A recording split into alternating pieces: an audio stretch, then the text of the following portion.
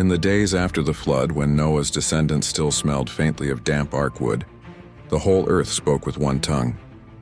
Unity was their strength, but also their greatest temptation. Marching east, they stumbled upon the flat plains of Shinar, where the soil was rich, the bitumen sticky, and ambition thicker than tar. "Come," they said, "let's bake bricks and build a city.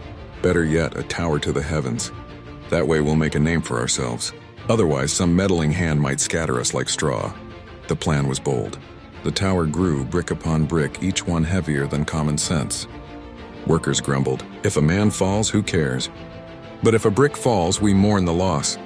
Their god was progress, and their creed was pride.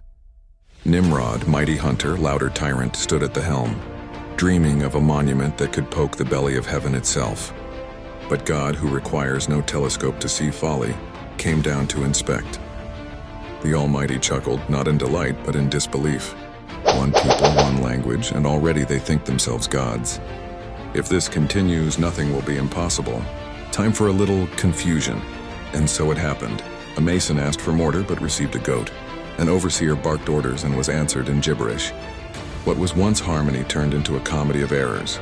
Arguments, fistfights, even duels with shovels. Some stormed off west, others east, each cursing in a tongue no one else could understand. The tower halted mid-rise, an unfinished monument to hubris.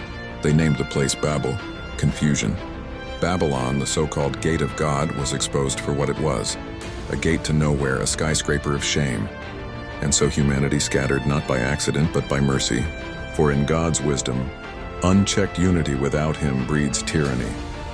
Scattering gave room for cultures to grow, languages to flourish, and the stage to be set for a greater unity yet to come.